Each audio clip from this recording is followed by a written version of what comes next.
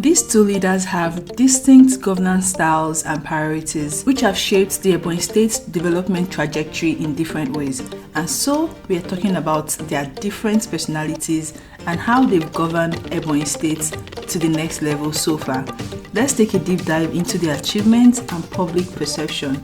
Ebonyi State has witnessed two significant leadership eras under Senator David Umahi and Governor Francis Nwifuru. David Umahi is widely regarded as one of the most infrastructure-driven governors in Ebonyi State's history.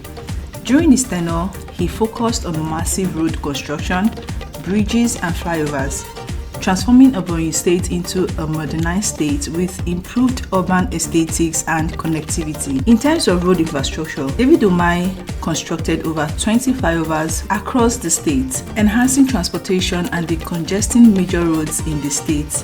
In terms of concrete roads, he also pioneered the use of concrete technology for roads, making them more durable than traditional asphalt. We all know asphalt is the normal thing people use in constructing roads.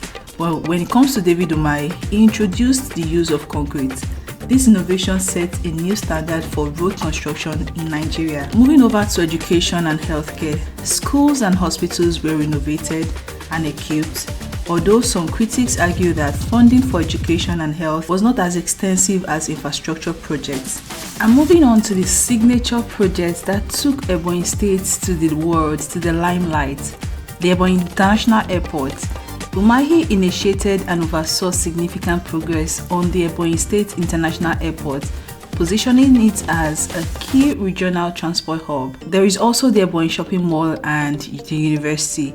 Projects such as the King David Medical University and the state-of-the-art Ebonyi Shopping Mall were launched to boost local commerce and education. And also there's the establishment of the Ebonyi Fertilizer Blending Plant and Rice Mill, which helped boost the state economy, particularly in agriculture.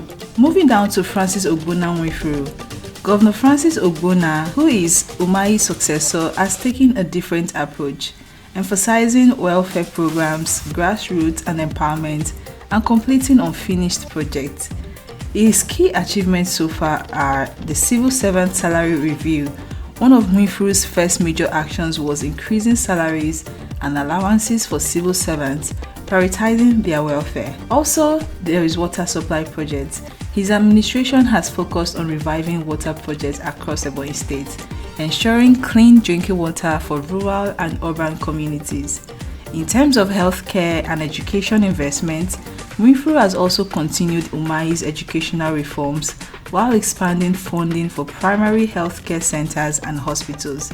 And there is also support for farmers and SMEs. Unlike Umahi, who was heavily focused on infrastructure, Nwifuru has directed resources toward youth empowerment programs, agricultural initiatives, and business development funds. In comparing these two leadership styles, David Umahi's main focus has always been infrastructure and urban modernization, while Francis Nwifuru's main focus has always been human capital development and social welfare. In terms of roads and bridges, David Umahi built over 20 flyovers. He also pioneered concrete roads, while Francis Nwifuru focuses on maintaining and completing existing projects. David Umahi established the King David Medical University, renovated schools as well, while Francis Nwifuru channeled more funding into rural health clinics and school improvements. Now, a quick question for you. As an Ebonyan, what do you think? Because most Ebonyans really appreciate his infrastructural transformation, but some still argue that his focus on concrete roads overshadowed other pressing needs like salaries, education, and health funding, which Francis Nwifuru is currently doing. Ebonyans also think Francis Nwifuru is generally seen as more people-oriented, but some critics feel he is not as aggressive in pushing mega projects like David Umahi. Do you think this is true? Do you really agree with these Ebonyans who think this way? It's done and what is left to be done. And a timetable, a fresh timetable on how to complete this job. And the timetable must not pass April 20th. Is that okay? I will prefer what... Yes. You cannot pass April 20th. Tell your chairman, tell your MD. And there must be a meeting, by 2 p.m. in my office. Is that okay? You call your boss to tell the Prime Secretary, 2 p.m. on Monday, you must come up with a program of work. You know, and when you come, you collect your bills. In concluding today's video, who do you think has done better? Both leaders have strengths and weaknesses, we all know.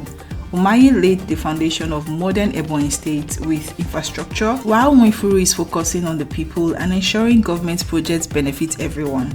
The best way forward is for Nwifuru to complete Umahi's project while also addressing new challenges such as job creation, security and economic diversification. So what do you think? Share your thoughts in the comments.